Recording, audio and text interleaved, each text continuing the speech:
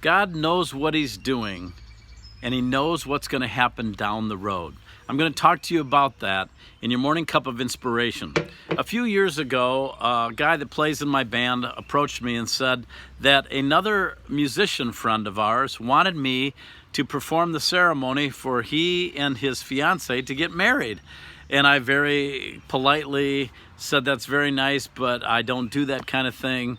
I'm not an ordained minister, so I declined. The next thing I know, I get a call from this guy saying, Dan, my fiance and I really want you to perform the ceremony. I said, I'm not an ordained minister. He said, that's okay.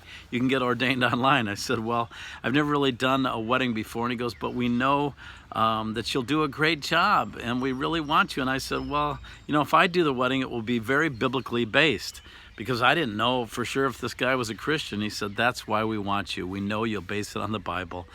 And finally, my last excuse was, well, when's the date? He told me, and I said, I've got to work that day. I'm sorry. And he said, what time do you get off work? I said, 6 o'clock. He said, well, then the ceremony will be at 7. You're our guy.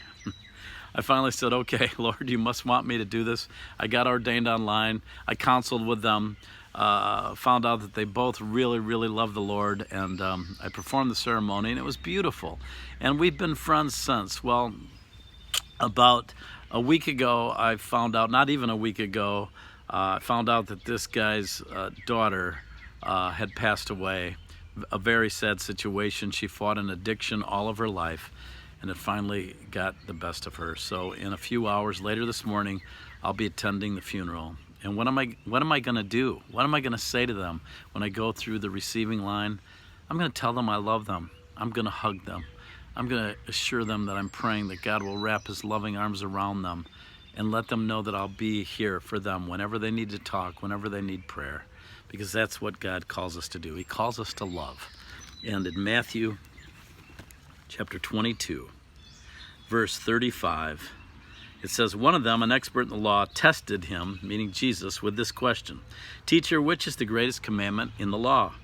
Jesus replied, love the Lord your God with all your heart and with all your soul and with all your mind.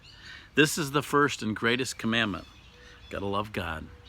And the second is like it, love your neighbor as yourself.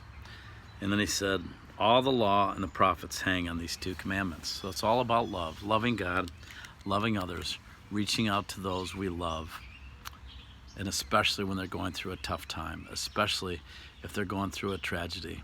There are no words, but you can say, I love you, I'm here, and I'm praying for you.